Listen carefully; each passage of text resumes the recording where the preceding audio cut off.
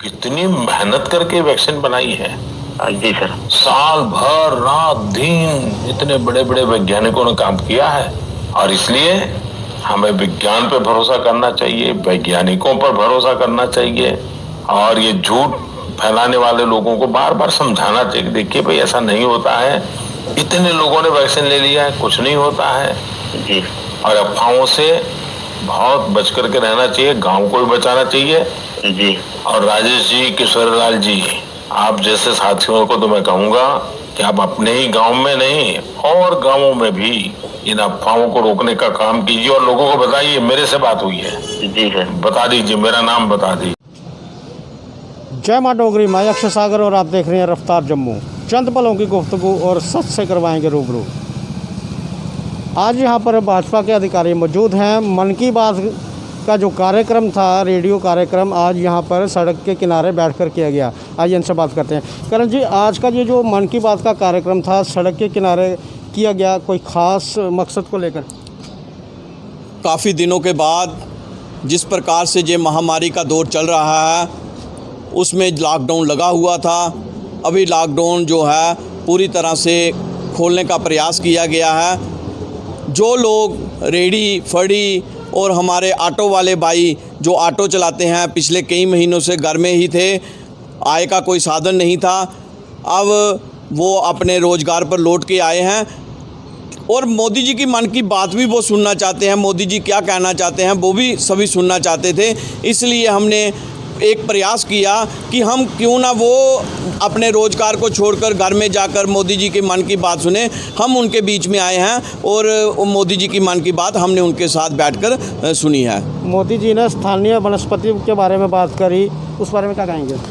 मोदी जी ने स्थानीय वनस्पतियों के साथ साथ जल संरक्षण की भी बात की। उन्होंने एक बहुत महत्वपूर्ण बात की जो हमें अपने राजनीतिक जीवन में भी और अपने रोज़मर्रा के जीवन में भी उन्होंने बताया कि किस प्रकार से हमारी बेटियां जो है अभी आने वाले समय में ओलंपिक में जा रही हैं, जो हमारे युवा हैं ओलंपिक में जा रहे हैं। और उन्होंने उसमें ये विशेष कहा कि जो ज़मीन से जुड़ा रहता है वो एक दिन ज़रूर कामयाब होता है। इसलिए आप जिस मर्जी फील्ड में हो, आप ज़मीन से जुड़े रहिए, आप एक दिन जरूर कामयाब होंगे।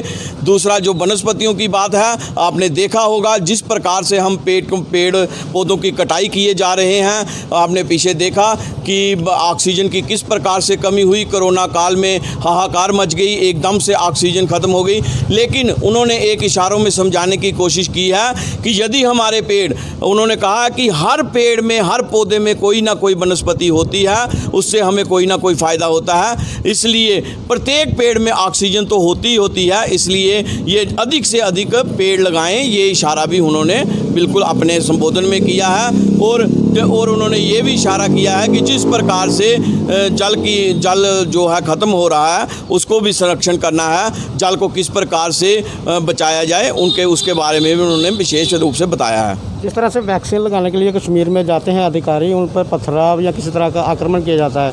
बांदीपुरा की उन्होंने बात की है कि बांदीपुरा के लोगों ने 100% वैक्सीन लगवा दी है अपने गांव में। इस तरह से मतलब ये पूरा मतलब क्या देखते हैं बच्चे?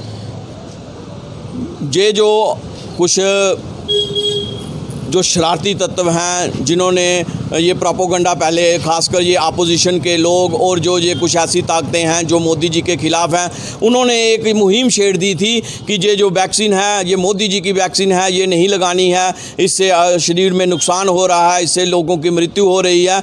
लेकिन आज आप देख रहे हैं, यदि ये भ्रम ना फैलाए जाते तो ये जो कोविड की दूसरी लहर आई है, ये कभी भी ना आती। लेकिन अब वही लोग जो उन्होंने ये भ्रम फैलाए थे, आज वो प्रथम पंक्ति में खड़े होकर खुद वैक्सीन ले रहे हैं, खुद टीकाकरण करवा रहे हैं। अब उनके मुंह में बोलने के लिए कुछ भी नहीं है। लेकिन फिर भी कुछ ऐसी आप विदेशी ताकतें कह सकते हैं, आतंकवादी ताकतें कह सकते हैं, जो इस प्रयास में लगी हुई हैं कि किसी प्रकार से भी मोदी जी को नीचा दिखाया जाए, जाए, ये वही ताकतें हैं। और ये कोई एक आधा केस खुद ही बना के तो मीडिया, सोशल मीडिया में डाल देते हैं। लेकिन अब जहाँ तक सुनने में आ रहा है, अभी मोदी जी ने भी कहा कि 31 करोड़ लोगों से ज़्यादा लोगों को वैक्सीन हो गई है। तो इससे साफ जाहिर होता है कि ये कुछ शरारती तत्व हैं जो खुद इस तरह की वीडियो बनाकर सोशल मीडिया में वायरल करने की कोशिश कर रहे हैं।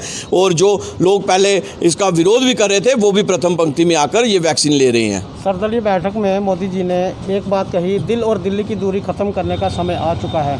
इस सारे वाक्यों को आप कैसे लेते हैं?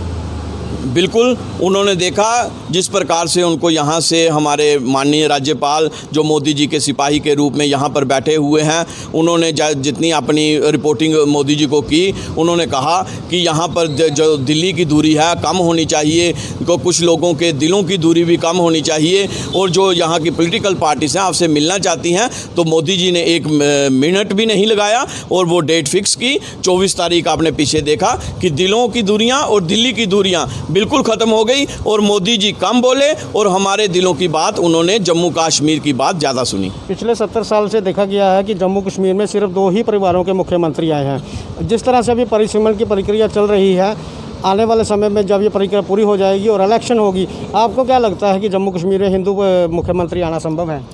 मुख्यमंत्री कोई भी आएगा वो जम्मू कश्मीर का ही आएगा। हम हिंदू, मुस्लिम, सिख, ईसाई के झगड़े में नहीं पड़ने वाले।